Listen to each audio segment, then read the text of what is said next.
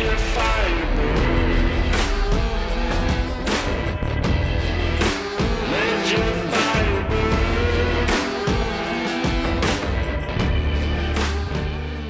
Before we get into today's show, I wanted to talk to you guys about a recent addition to our website at porcupinepov.com called Help Support Us. Through this portal, you can support us one of two ways. First, through direct donation, which of course we always appreciate, or the second one, towards the bottom of the page, there is an Amazon link. If you utilize this link, anything you purchase within the following 24 hours, Amazon will pay us a small advertising fee. And if monetary donations aren't really your thing, that's absolutely fine. If you could leave us a 5-star review on your favorite listening platform, that will help us out tremendously as well. As always, we thank you for listening to The Porcupine Perspective. And without further delay, here's today's show. Well, guys, welcome back. And I am joined once again with one of my co-hosts, Evelyn. Evelyn, how are we doing today? Doing all right. How are you? Not too bad. It's kind of been crappy weather here in Kansas. But, I mean, what do you expect? We are right in the middle of the United States. And it just seems like all the shit heads this direction. And it likes to stay here for a while. Well, isn't it like tornado season too? We're getting closer to it. We are getting closer to the song of my people, i.e. the tornado sirens that we get to listen to all the time. What's been going on with you this week? Not much. Just kind of doing my job and taking care of my kids and, the stuff that's completely boring that nobody absolutely wants to hear anything about. So... Now, before we came on air, you were ranting and raving about something that involved Endgame. And before you guys turn it off, no spoilers here. We're not those kind of assholes. We're assholes, just not those kind. Now, what was the story you were telling me about? Oh, okay. So I wasn't like ranting and raving. It was just more general, like, oh my gosh, I saw this and how ridiculous was this situation. So, for those of you tuning in, maybe it's a little bit later, the final MCU, so the Marvel Cinematic Universe, the final movie that they've been working towards for, I guess, like 11 years, finally came out last week. And there was this huge thing about don't spoil it for anybody who hasn't seen it, which I can get that, especially in the first few days that it's come out. Not everybody's had the chance to go. There's been a lot of sold out things, but it's been out for over a week now. There have been many opportunities to go see it, to do what you want to do. And there was a news story I came across where within the last day or two, some guy got his ass kicked because he was talking about Endgame, the final movie, and was doing it a little bit too loud. And somebody overheard something they didn't want to hear, and they kicked the guy's ass for it. And wait, hold up. Some person's talking about a movie. Mm-hmm. And he got his ass kicked? Yeah. Okay, do tell. You don't fuck with the Comic-Con people, man. I mean, come on. No, there's a lot of people who really take this stuff, like, really, really seriously. Now, me, personally, I really don't give a crap if somebody gives me a spoiler or something on a movie. I really has no bearing on my life. It doesn't bother me in any way. I've got some people I know who, like, freak out. No, don't say anything, don't say anything, don't say anything. For me, I don't care. For me, it doesn't take away anything from the journey. I liken it to somebody telling me about a trip they took to Disney World or Disneyland, and I did this, and they've got this, and they've got that. It doesn't take away from my experience going there personally, if that makes sense.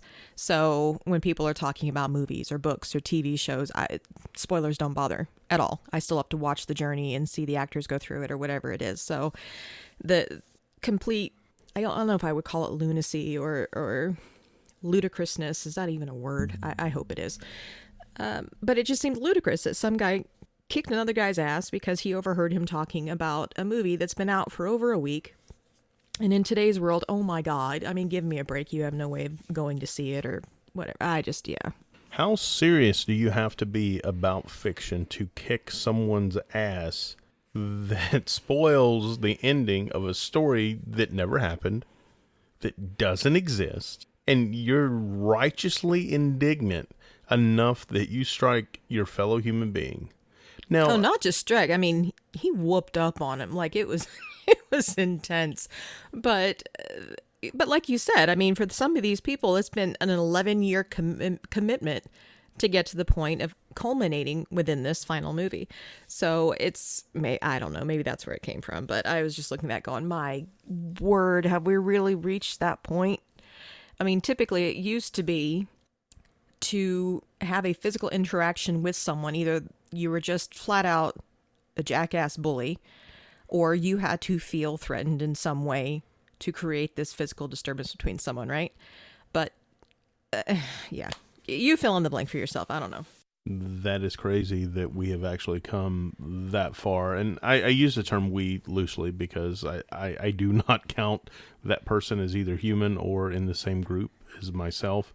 I don't understand it. I don't get it. Now, devil's advocate, should you go around and purposely try to ruin someone else's experience? No, of course. I got to pull in on that one. I'm sorry. Likening into what we were just talking about a minute ago, I guess was within a day or two of Endgame opening, there was actually a jackass staying in front of a theater, like shouting out the ending to everybody walking in. And I apologize if that is something that offends you personally. He got his butt kicked too. But in that instance, I mean, I kind of got it.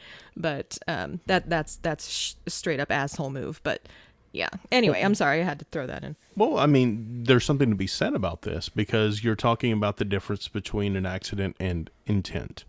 And intent makes the world of difference. Granted, sometimes it's hard to prove intent, but sometimes you do reap what you sow. Now, I am never going to say that violence is a way to cure this, but Jesus Christ, why in the hell would you go and purposely ruin someone else's experience, shit in their Cheerios, whatever you want to call it? What kind of benefit do you see out of that? I don't know, and that's a question we're not going to be able to answer.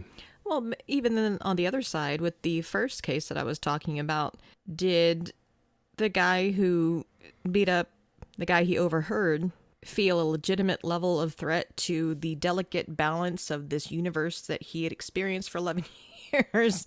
Because, I mean, you think about it, when you have those situations, it's due to some threat in some way. So for me, it's more one of those, was this just somebody who's completely unhinged, or is this kind of where we've gotten, where people interpret anything outside of what they deem should be going on around them and everyone around them at any given point in time as a threat? I would say that's a valid point. And even I would imagine, and we've seen this especially in the political arena, where the action or the reaction of the person in their mind is completely and wholly justified.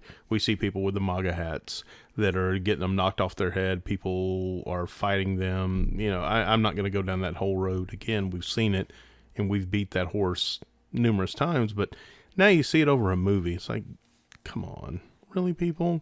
Can't we all just get along? And the answer, of course, is no, we can't all just get along. But anyway, enough about, what'd you call it, MCU? Yes, okay. Marvel, yes. I'm not going to reveal myself to the depths of the nerddom that I actually experienced, but yes, well, yeah. Too late, already done, I think. So, anyway, let's talk about something equally as scary. Unfortunately, this is nonfiction. Earlier last week, I don't know if you saw the headlines, in Saudi Arabia, they executed 37 people in one day by beheading. I did not see that. 37, and that's one of the second largest number. I believe the other number is in the 40s. I don't remember the exact number, but it's pretty high up there. But already for this year, they've already killed 104, if I remember correctly. In the entire year of 2018, 149. Okay, so what were these 37 executed for then? Terroristic threats or terroristic ties. Now, what is considered terroristic in Saudi Arabia is a lot different than what we consider here. Within Saudi Arabia, you have a Shiite Muslim minority. 33 of the 37 were of this minority. There's no coincidence there. These were people that in 2011 were actively demonstrating against the government, if you call it a government, basically the kingdom. And this is a kingdom where you do not speak out against the government in any way, shape, or form. Now, all of these people confessed to their crimes, Unfortunately, all of them were tortured until they got the confessions. Many of them were beaten on their feet until they could not walk anymore, which is supposed to be one of the more painful forms of torture. And there's some outside agencies that monitor this and also were reporting what happened to these people. One of the prisoners even, they went so far as, because he was holding out so long and knew that once he confessed that obviously he was going to suffer the death penalty, told him if he did not sign the confession, they were going to kill his family and kill him anyway. Nice. Now again, this is Saudi Arabia. This is one of our allies in the Middle East, or we consider them allies.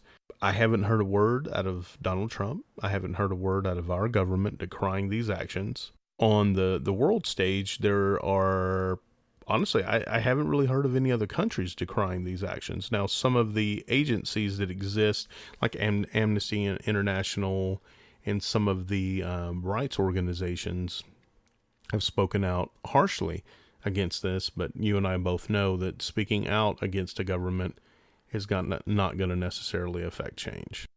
So, you mean...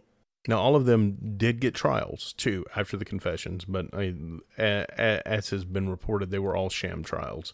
They were going to be found guilty no matter what. Of course, they got a confession in hand that had been coerced, so there was no way on earth they were not going to be convicted. Right. That's just too bad. It is, but that shows you what happens when, in especially a totalitarian regime, you speak out against the government. Now, one of the, to me, that I find interesting is when we envision a regime like this, we think North Korea, we think Russia, not one of our closest allies. You would think that the United States would speak out and would be actively campaigning against this, wouldn't you? Well, you think, but I mean, and no offense, and again, this is not a political statement either way, Democrat, Republican. Typically, whenever something like that is going on, we have a huge outcry from Trump saying to boycott them. If that's it's usually the tried and true. We're going to boycott Venezuela. We're going to boycott France. We're going to boycott wherever. So. Yeah, tariffs and sanctions is typically what we see. Is we apply some kind of economic pressure in one way or the other to the country. But since they're one of our biggest oil trading partners, of course we're not going to do that, because principles unfortunately have their boundaries, or at least with our government. Now, something else that seems on the surface unrelated, but bear with me here, we're going to tie all this together, is what's going on in Venezuela. It's as of today, actually as of yesterday, we're recording this on Wednesday, shots had been fired in Venezuela. The opposition leader, I'm probably going to butcher his name, but it looks like it's Guaido. Hopefully I'm close enough. Has basically come out in public and said, those that are with the military that support me and support the people of Venezuela, we need to oust Maduro. Now, I'm going to need to backpedal from this point to give some explanation to anyone that hasn't been following Venezuela. Hugo Chavez was the leader, quote unquote, of Venezuela. Of course, very socialist in nature. They actually seized control of the majority of the means of production down there, even if it was already owned, especially by an American company. And they have had rampant problems with corruption and inflation. So who is in charge during all of this? Now, right now, it's currently Maduro. When Chavez died, Maduro kind of took over the reins, and the corruption, honestly, I'm going to say got worse. At least the reporting on it got worse. Maybe that's the way to look at it. It's Maduro, isn't it? Maduro. Okay. Correct me if I'm wrong. Didn't he create like new legislature when he lost control of the elected one? Right. When he first started, the people were like, okay, this guy's going to lead us correctly. Things are going to be great. And then they started discovering not only the levels of corruption. This was the guy that his people were already murdering or killing all the zoo animals and had killed all the stray animals, even the rats in the streets, for food. And there were pictures of him eating at this well-to-do steakhouse in another country and smoking cigars, while his people don't even have toilet paper to wipe their ass. But I guess that's the side benefit of never eating, is you really don't have to crap that much. But anyway, not joking about a serious matter here, the people are starving. 80% of the people are either currently very malnourished or just on the border of it. The grocery stores are completely empty. There is no food incoming, and the military is continuing to tighten the reins. Not too terribly long ago, there was a period where the inflation had gotten so bad that Maduro actually removed a few zeros from the money so that he could, quote unquote, fight the inflation. But it's over 1,000,000%. That's insane. Or they're projecting over 1,000,000% inflation by the end of 2019. So the people are really upset. Now they have a kind of a parliamentary system, so to speak, where the people elect their representatives. Once his party lost control of this legislature, he realized that he was in jeopardy, so he created his own legislature filled with people loyal to his party and from his party that basically went around and said, all the powers that they had, we now have. We have the ability to create laws, and they don't, and basically seized power. Now, what's crazy about this, and a lot of people were kind of decrying the fact that you've got these unelected people that are saying, well, these are the powers we now have, and they seized it from the legislature that the people actually elected. But that's how governments always seize power. Well, let me ask you this then. I believe you were saying it's Juan Guaido, right? Guaido. I think it's Guaido. Not the bet we're mincing Guaido. straws here. Now, would you consider him as being in a position of trying to do some good by trying to seize his power away from Maduro, or where do you sit with this? That's going to be a tough one. Now, and I want to answer that question, but I really want to draw some focus to this. People are upset that these guys gave these powers to themselves and they were not elected. But if you think about it, that's all a government ever does is, I have a power that you yourself do not have. It's mine, it's not yours, and tough shit. We have it now. And raises for all of us. Yay! Exactly. That's the ridiculousness of authoritative power. I'm a human being, you're a human being. You possess no powers that I do not possess. But somehow, some way you go, well, I'm in a group of people and we all have decided that we're going to rule over you. You're going to be subjugated to us and you're going to pay us. No, fuck you. That's not what's going to happen. Well, actually it is. And that's what we run into. Now, to answer your question, let's talk about how Guaido rose to power. He was actually elected by this assembly, the old legislature that was elected by the people. So he's the closest thing to a democratically elected representative that this government has. There was an election in 2018 at which there was a lot of coercion, a lot of voter fraud, and a lot of rewriting ballots. Maduro was not supposed to have won. The people are adamantly against Maduro, and somehow he still won. Okay, so essentially, Guaido has won the people's support on this. Correct, he is but the not people's through choice. election. No. Election, but through the general populace, he is the choice they wanted. The people's representatives chose him. So kind of like the DNC last year. I'm sorry, not last year, but 2 years ago. 3 years ago now. It would be similar to that, but there was no primary per se. Like the people did not vote for this individual. Saying, the situation was similar. Yes. Essentially, you had a popular vote that went one way, and the powers that be writing that went, nah, actually, this is how we actually want it to go. So sorry about it. Yeah, I could definitely see that corollary. This guy has been on the run ever since then. Of course, the government wants to grab him and arrest him, and God knows what they're going to do. They actually placed a travel ban on him, stating that he could not leave the country, which they did not want him drumming up support for himself. And he basically said, fuck you. And he went to other countries anyway.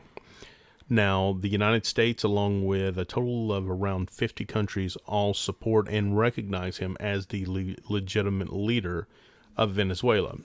Okay, so U.S. and several others are supporting Guaido. Correct. And in fact, a lot of the Latin American countries like Bolivia, if I remember correctly, and Colombia, they have a vested interest in Venezuela, see him as the legitimate ruler and not Maduro. Now, there's the bad side. Russia and Cuba see Maduro as the legitimate, and he has actually imported Cuban troops to help strengthen his hold on the capital city of Caracas, which is where all the fighting is. It's a fantastic situation for the world as it stands right now. Right, and Russia, as of today, actually issued a statement that if the United States gets involved with opposing Maduro, that there are going to be severe consequences. So essentially, we're heading towards like another kind of a Cold War deal. I would say another proxy war, if I had to guess. But yeah, honestly, the Cold War was, in a way, proxy wars. I would say it's more like what happened in Nicaragua and some of these other countries, where it's us and Russia battling ideologies or battling superpowers for control. Now, and I'm going to add some. I agree to a point with the people that are decrying the United States involvement. We did place sanctions on Venezuela, and we also stopped buying Venezuelan oil, which is one of their major exports. Now, the purchasing of this oil, or the lack of purchasing this oil, has obviously made it very difficult on the people down there. That is money that would be coming in. Now, granted, that money would probably be going to the military and strengthening Maduro's hold on the region as opposed to the people, but a lot of the naysayers don't see it that way. They see it as the United States is involved in yet another coup, another let's get out the person that's in there so that we can get someone that is more friendly to U.S. interests. So what are the people here then saying about this whole situation? Well, you have those that are on the right that are screaming that, there's human rights violations. They need to go in there. We need to oust Maduro from power. The military option is not one that they removed from the table. The Secretary of Defense, Bolton, along with the Chiefs of Staffs, have all said that the military option is absolutely something that they have ready to go. They're not ruling it out. Now, I want to contrast this with the human rights violations here, where the government is in a way harming people, but they're not beheading them for speaking out against them yet. Now, and they may be, but contrast that with Saudi Arabia, and all you hear is crickets. Right. So there is some merit to the people that are concerned with the U.S. involvement. Now, again, I don't believe that our government should be involved in deposing elected officials, but I mean, it's going to be interesting to see how this plays out, because again, we've already issued warnings to Russia. Russia's issued warnings to us. Trump is rolling back some of the things that Obama did positive towards Cuba, and talking about reinstalling some of the sanctions that we had against that country. So you could say we are moving backwards, at least in our own hemisphere here. That's interesting, though. If government exists to do the will of the people, at least in theory, right? If government is supposed to be benevolent, then why do you think it almost always takes violence to really change its course? Either for the good or for the bad. There's almost never a peaceful coup, if that's what you want to call it. Whenever something happens to change the course of the way a specific government is run, there's almost always violence involved. Why isn't the government just doing the will of the people? Nothing magical forces them. What makes it different anywhere else? I guess, I don't know. Military style vehicles used against civilians. We've already got the police getting some of those military vehicles now. It feels like it aims that direction no matter what course you're on. No, and I agree with you. And the thing is, and you guys don't get to see it because we're not doing video, there was air quotes around benevolent. Most people feel that the government is there to serve them, to do them good. And you said benevolent. Sorry. Back to the series. Sorry, you said benevolent. I thought that was funny. Sorry, benevolent. Go ahead. Benevolent? I guess I can't say it. You did it again. Okay, the B word. The B word. One of my Achilles heels. I can't say that word. One more time. Benevolent. Okay, guys, I know you can't see him, but he's legit trying to say this word, and it's just not happening. I don't like you anymore. Oh, I don't think I that's ever really okay. Fair enough. I still get to listen to this clip over and over of you saying benevolent, and that's enough for me. I hate. Anyway, long story short here. Show a little benevolence. Come on. Go ahead. You're fired. No, I'm not. Go ahead. No, she's not. Definitely a good addition to the show.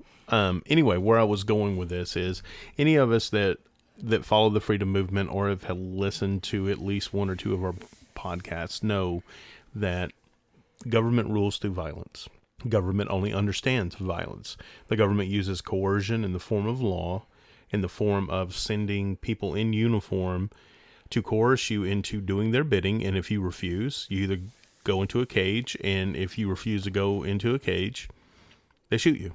And that's the reality of it. And the only way to alter the course of a government radically is to use force. And I'm not advocating for that. You guys know that I'm a peace-loving individual, that war is a tremendous loss of resource. It's a loss of life. It's a loss of many things that honestly can never be gotten back. But I think that's why.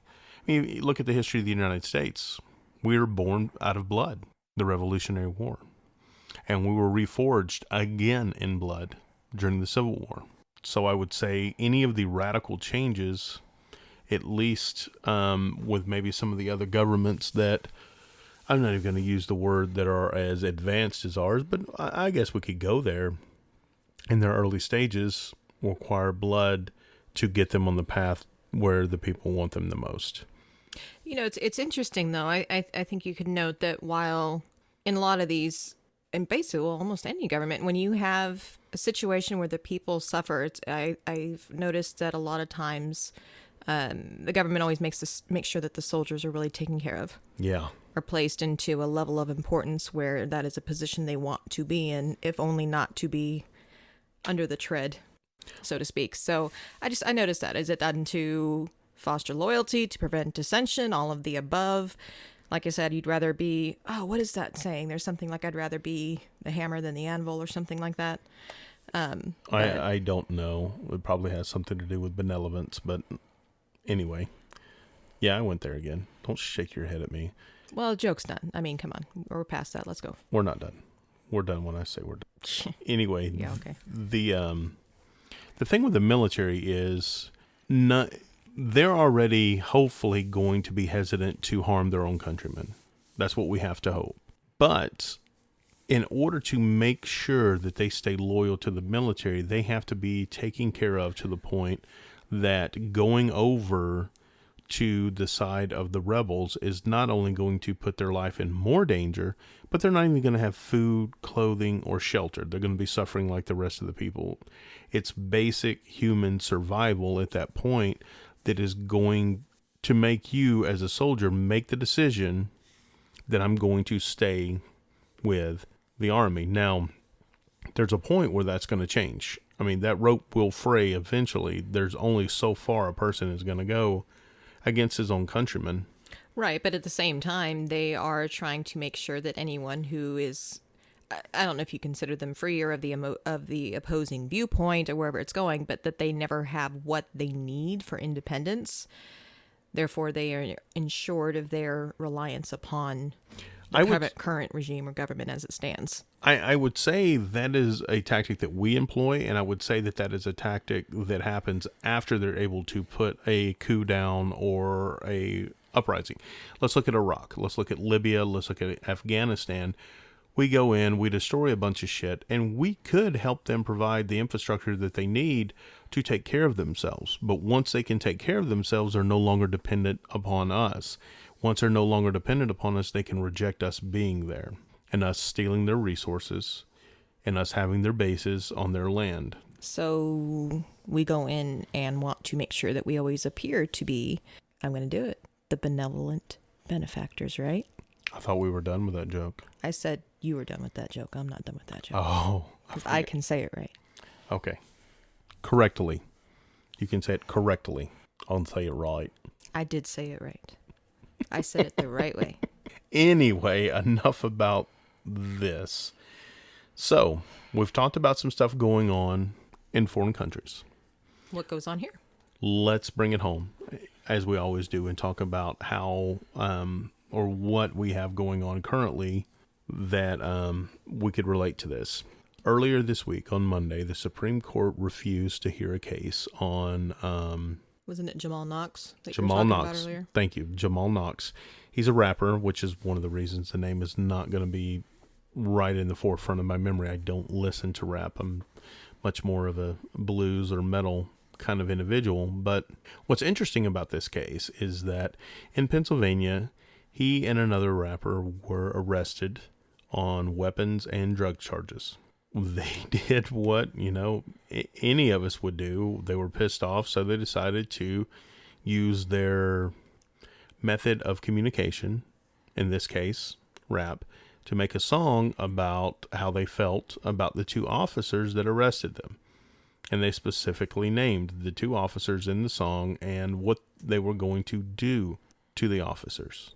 And this was in a song that, of course, was on YouTube, Facebook, went somewhat viral, and for some reason, I don't know why, the police department did not think too highly of this particular song and sent these guys to prison for 2 to 6 years for terroristic threat and witness intimidation.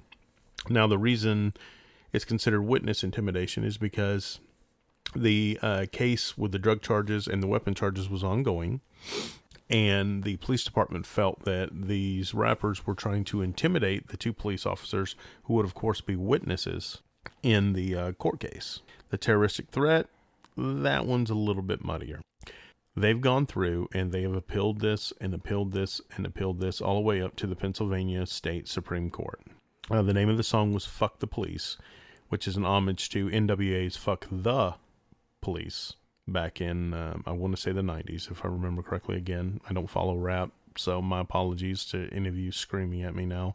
But what's interesting is that the state Supreme Court was divided on it.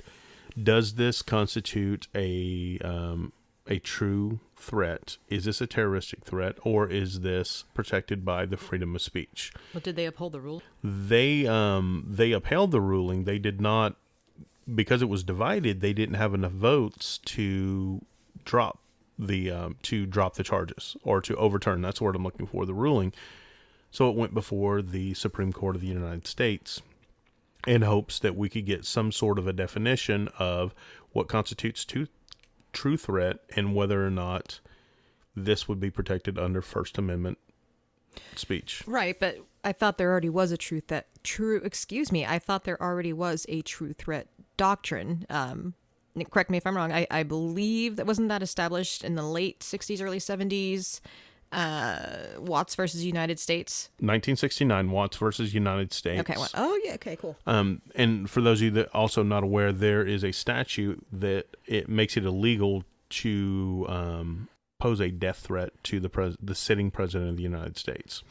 At this time, this individual, and we have to assume that he was potentially up for draft, stated that if they are going to put a rifle in my hands, he did not want a rifle in his hands, but if they're going to put a rifle in my hands, I want the first man in my sights to be LBJ. And again, for some reason, the government did not appreciate his speech there, and did not think that would be protected under the freedom of speech. Now, it went all the way through. He went to jail, convicted. The Supreme Court did uphold the statute stating that was constitutional, which I want to stop there for just a second. Let's think about this. The Supreme Court determined that you can make death threats, but not against the sitting president. Right. It wasn't established that the threat has to be such that a reasonable person would take it seriously. Correct. And that's getting more into the case, but there's something big here that... You can do that to anybody else, but you're not going to do that to this guy, even if we know it's not real, and even though we know you don't have rat shot. Yeah, the capabilities. Right. He's the most heavily protected person in the United States at this time, under armed guard, heavily armed guard all this time. But don't you dare even say out loud that you are potentially considering this. Now, again, guys, I don't think we should be walking around telling people, hey, I want to kill you. I don't think that's a good way to get along with others. But, maybe someone will prove me different at another time. But as long as you're not spoiling a movie for them, you'll be fine. Don't worry. I guess that's true. As long as I'm not telling you how Endgame ends. Is it Endgame? Okay, I did remember it. I can't because I'm not going to go see it, guys. So don't worry, no spoilers again.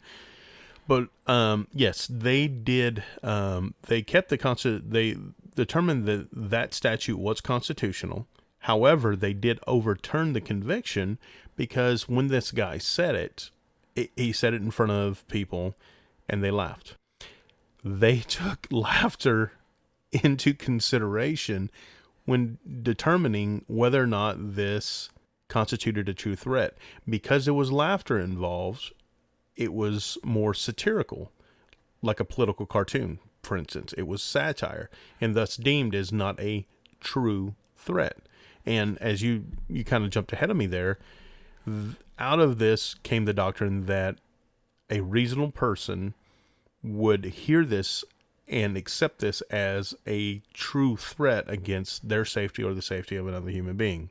Now, you fast forward it to, the 2000s, there was a previous case with another rapper, and on his, it did get overturned. And Justice Alito at that time, in his opinion, wrote that, and I'm just going to surmise here, when it's posted on social media, Facebook, and he didn't specifically list, but he said social media, that the threat is typically perceived as a greater threat than it is if it's recorded in studio or said out loud, like performed at a live concert. So you can say you're going to kill this person or harm the police at a live concert. You can say it on an album. Or make a public speech about it, but it's not really a threat unless you're broadcasting it on social media. Unless it's on Facebook or YouTube, because, we know how powerful those are. Well, everything true is on social media. Didn't you see the whole Tide Pod challenge, and they survived that fine? They could totally swallow that good cinnamon.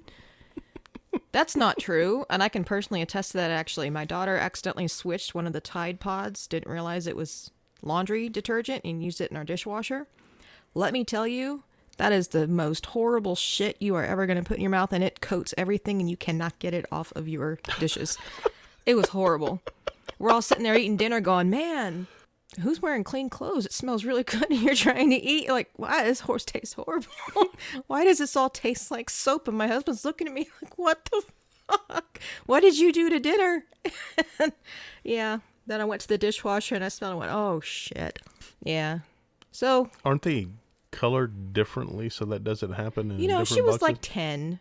To be fair, I think we had gotten one of those little sample packs or something from the store, and we had run out of the regular dishwasher pods, and she saw that in there and went, oh, okay, this must be one, and she popped it open, threw it in, and 10, I think we did like 8 or 10 rounds with like vinegar and hot water just to get it out of our dishwasher so that we could legitimately clean. Yeah, anything that was plastic got tossed. Like it absorbed into the plastic, and no matter what you ate out of it or how many times you washed it, all you taste was laundry detergent. So Tide's some pretty powerful shit. Yeah, you seriously, you ever want to fuck with someone really bad? Throw one of those into their like pack of dishwasher pods. Because how many people legitimately check and like, oh, this is the wrong color. Gosh darn it. Anyway, I'm sorry. Back onto the point.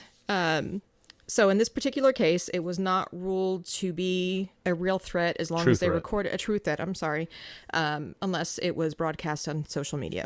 Right, and at this point, he said he wanted to kill a federal agent as opposed to a police officer, which I don't know where the point of difference is there necessarily. Maybe this agent was not in law enforcement. Maybe it could have been IRS. I don't know the aspects of it, and it doesn't really matter. Let's be honest here, but. Well, let me ask you, though, what do you think, in your personal opinion, what do you think constitutes a threat? Crap. Okay. So. Well, it depends on which direction it's coming from and where it's aimed. But no, in reality, we've got a Supreme Court that is hesitant to even rule on it. So take this under advisement. This is what I view, and it's a currently evolving idea. Now, If someone's standing there, let's start from what is obvious and then work our way back. Someone's standing there with a gun pointed at my head and says, "Give me your wallet." Is that a threat? It absolutely is. I don't know if the gun is real. I don't know if the gun is loaded. I do not know if the individual has the intent to actually use the weapon against me. But I have to assume, yes, at that point, that is a threat. Someone comes up to me and it looks like he has a gun in his pocket. He's pointing it at me. Is that still a threat? I would say it is, because under normal circumstances, the only reason a person would be doing that would not be pointing at me, but would be pointing a weapon at me because they are demanding part of my property. So take it a step further. Someone comes up and says, "Give me your wallet." Is that a threat? Does there have to be an or else, or an implied or else, for there to be a threat? I think it depends on the person demanding it. Well, would you say that the person dictates the or else? Like if it's this enormous bodybuilder guy that looks like he could crush you with his bare hands, or someone coming out of a gym with a black belt, do they need to possess a weapon to constitute a threat? That's why I said it depends on the person asking. I don't know. It's an interesting situation for me. I don't know. You're asking someone with no training, no experience in this realm, at what point do you feel threatened, which can honestly be different from person to person. What I feel is a threat to me, you may look at and be like, what the fuck was wrong with that? They didn't do anything to you. Right. It's so subjective. And the thing and I think you guys addressed this maybe it was just a conversation I heard you having with somebody else at some point, but to be able to determine what a real threat is as individuals with no training and no knowledge of how to recognize it immediately on a non-biased level, how do we then expect officers to do that? Is my train of thought coming through okay? There was a situation, and it made national news. It was a little over a year ago now, with the whole swatting incident that happened. In Kansas. In Kansas, where we're right. Where the gentleman came out onto his porch, and all of a sudden there's officers everywhere and SWAT cars and people screaming from every direction. And they said that he put his hand down towards his pants. Now, there have been debates even within my own family on this of, well, what do you do when you go to squat down as a guy? You pull your pants up before you kneel down, or they're going to drop or pull down the wrong way, or however that goes. It's a habit. Or maybe there was a level of confusion as all these different people are screaming at you from different directions. You don't know what the hell is going on. And you put your hands down and, anyway, there's an officer that deemed that to be a threat, discharged his weapon, and now this guy who did absolutely nothing is dead. So, like I said, I mean, can you apply that truth threat doctrine to law enforcement? But because I don't think it applies in the same way. I think it does, them. but I think we need to roll back just a hair here. I think, and I agree with you, that the determination of the threat is completely subjective. If a 5-year-old comes up and says, "Give me your wallet," I'm probably not going to take that as a threat. If a 90-year-old woman... You know what, though? If a really cute 5-year-old came up, you'd be like, oh, okay, here. Yeah, but that still wasn't a threat. That was voluntary. 90-year-old lady. Coercion.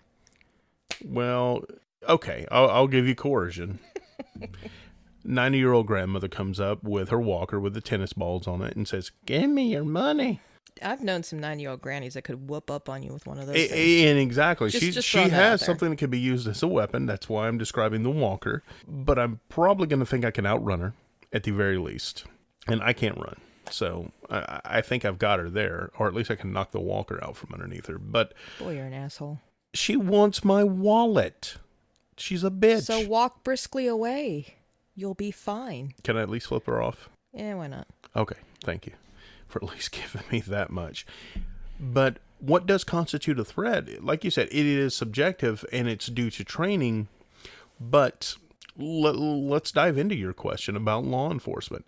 Should law enforcement be held to a higher standard of determining a threat? You are absolutely right. Yes, they should. 100%. And if you can't do it, get the fuck out of law enforcement.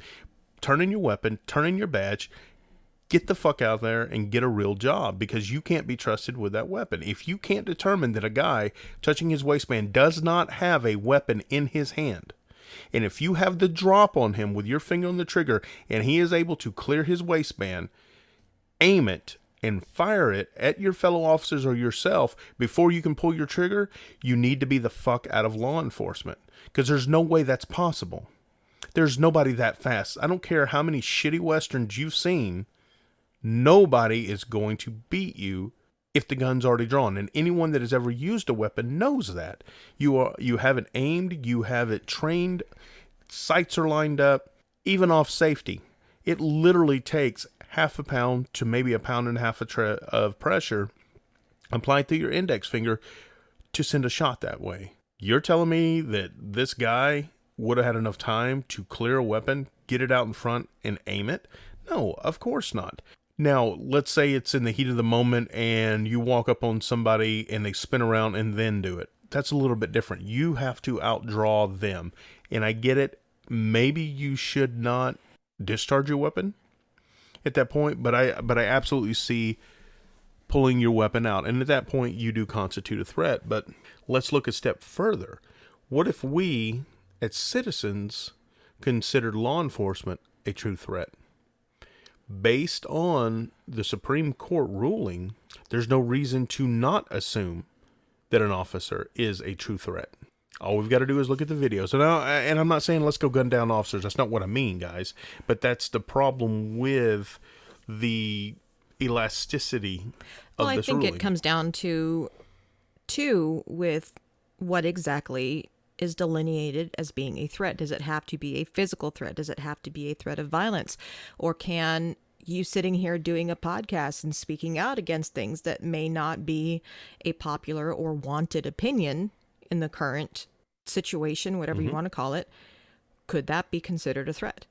And I will utilize what you said. It depends on who's listening. And that's the reason we posed Saudi Arabia at the beginning, Venezuela in the middle, and then here differently. In Saudi Arabia, what we did is we're going to get beheaded for what we just said. In Venezuela, we're going to get hunted down and arrested. Here, we have the protections of freedom of speech up until a point, but now you have the federal government or agents of the federal government determining what can and cannot be said. Right. Well, wasn't that the reason it was the First Amendment?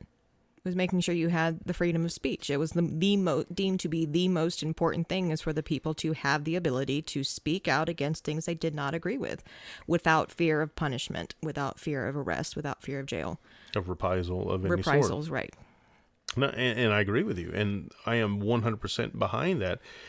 But even in our advanced government, they are already putting restrictions on what you can and cannot say. Is it a wise idea, again, to say, I want to kill all police? No, I think it's stupid because then you're generalizing an entire group of individuals. Police are human beings as well. Right. Just because they don the uniform doesn't necessarily make them a bad person. No, I think there are some people who are in that field who have the right intention, the right mindset, and are fantastic individuals that put themselves into dangerous situations willingly for the right intention and for the right purpose. The only problem is they never arrest the bad cops. Almost never. It's more of a rarity. You know, it's one of those deals. My father was out. We were having a big barbecue, and he was speaking with my husband at one point, talking about an instance when he was under the legal drinking age, I believe, and had been out and kind of partying with some friends, or maybe he had been at the legal drinking age. Anyway, he was out drinking with some friends and was heading home, and got pulled over at one point, and the officer could clearly see that he had some drinks, and as opposed to arresting him and throwing him in jail and possibly ruining, future prospects for him being able to support himself and his family, said, "Where are you going, son? What's going on?" "Well, I was out celebrating with some friends. I'm just heading home." And the officer escorted him home. He was not in a situation, granted, this is a more rural area where he was growing up, so he wasn't driving on busy city streets and didn't have any passengers in the car, and they were within a few miles of his home. And again, it was a different time as well. But, he was looking at that saying, this guy could have made a decision, which I think in modern day he would have, that would have thrown me away. And he said, and I wasn't drunk by any stretch. He said I was able to drive, but I definitely had, a few beers. And it was interesting listening to that because even he was sitting there going, yeah, they would have thrown me away, tossed the key. Would I have been close to the legal limit? Probably. Maybe he would have just tipped over, but at the same time, he's like, the guy just made a decision saying, it's a young kid out celebrating some friends, and I honestly don't remember what the event was for, and he just made sure he got home safe. Escorted him there. I think that's where law enforcement needs to move to, and there's obviously positive there. That's great that your father was able to just be escorted home, didn't have his life ruined. Right, and let me be clear, guys.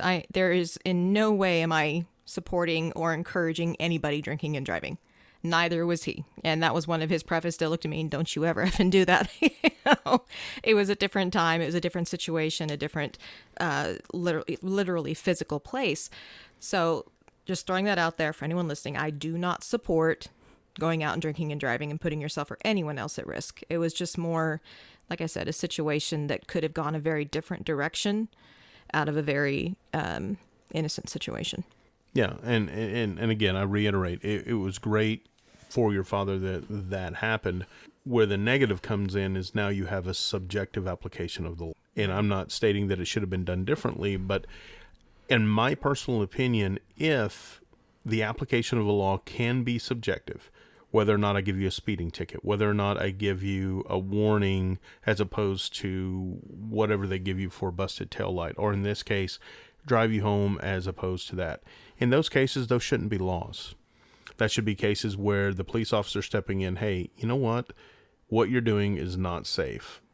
Because if they can subjectively decide and determine themselves whether or not the law applies, then to me that's a problem, because then you run into the instances where they will be accused, rightly or wrongly, of racial profiling, for instance, or profiling females over males, or vice versa.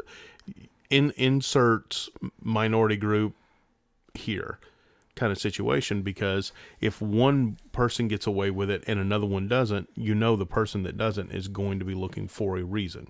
Right. So in that case, obviously if someone's harmed, if their property's stolen, anything like that, those would be non-subjective cases where the application of the law would be the same. Right. I wish we weren't in an age where an officer showing some benevolence to other people is, front page news on Yahoo. Yeah, I know I did it on purpose. But I'm also trying to make a legitimate point, though. When you do have an officer that does something just to be kind, when he does something just to help somebody out, when he could have arrested them, when he could have done this, when he could have done that, that's like a huge deal now. Like, this officer did this great thing. Look at him, guys. Look at him. He's in our department. I'm like, why can't you have everybody doing that? Why can't that be a normal thing where there's a level of, instead of trying to bring in the money or write the ticket or fill a jail cell, look at what's going on and seeing if there's anything that you can do to help as opposed to punish. I would equate it roughly to Amazon reviews. Let's say I make a product that has an average of 1-star review, and you contacted me and went, I was thinking about purchasing your product, but I see that you have 500 terrible reviews. Like, well, but did you see the 1 5-star review we got? Well, no, but I saw the other 1-star reviews you got. Yeah, but you got to look at this 1 5-star review. We even have pictures. Look, we have pictures, and this is a real live human being. In the private market, when you provide a service, you have to provide those gleaming moments that you're talking about. That has to be the standard. So I agree with you. I wish we lived in a world where almost every police officer that it was normal for a police officer to do great as opposed to do wrong. Right. And maybe it is, and maybe it just happens a lot more and it's not publicized. And I really, really hope that that's the case more often than not. I am not personally involved in a great deal with law enforcement, so I know there's probably people that are going to be listening. They're like, you have no effing idea what you're talking about and what they go through and all that. And you know what? Maybe that's true. I'm just saying, from the experiences that I have had, and I have never been arrested, I have never been involved in any kind of violent skirmish or anything like that. Let me just be clear. I have. Really? Yeah, we're not going into it. Okay. And I was fully clothed, so don't even go there. Ew, I didn't even want that image in my head. Thank you for that. That was quite benevolent of me, was it not? You just keep effing it up. That's all right. Ugh. Anyway, maybe we can share that story another day. But no, and I do want to put that out there. I think there are several fields that get shit on quite a bit by people who may not be involved in them as much, and may be where they're fields where the people don't necessarily have a lot of choice, and they're just trying to make the best of the situation they're in. But again, I always hope that people have at least the ability to speak out when they have concerns, and when they do see things trending in the wrong direction, and that expression there isn't considered to be a true threat by anyone. Oh, nice tie-in. Speak it. Nice tie-in. I like it. I would say, and maybe this is a subject that we can look at another time, but that the nature of the job attracts a certain type of personality to that job, and that the fact that the state has made this a revenue collection and jail filling, I like your analogy there, type of position, that's the type of individuals that are being drawn to that particular job. So it's an unfortunate side effect, and I think the days of the ones like your father had the luck to run across are probably gone, at least in the foreseeable future. All right, guys, time for some final thoughts here. Freedom of expression has arguably been one of our most important rights protected by the Constitution. While the Second Amendment makes it harder for the government to take away the first, it is the idea that the individual has the ability to speak out against those in power that has made our Constitution one of the best ever created. In both Saudi Arabia and Venezuela, we can see what happens when authoritative government sees a threat to its rule. We are only a Supreme Court decision away from slipping over the same cliff edge. While you may not agree with what is being said, it is precisely that reason that it must be said, and why we must fight to make sure that those in power aren't deciding what can and cannot be said. Like benevolent. I still hate you. Always look back over your shoulder, waiting around to make your move. Don't hold back, come on and get down to it. Live your life the way that you wanna.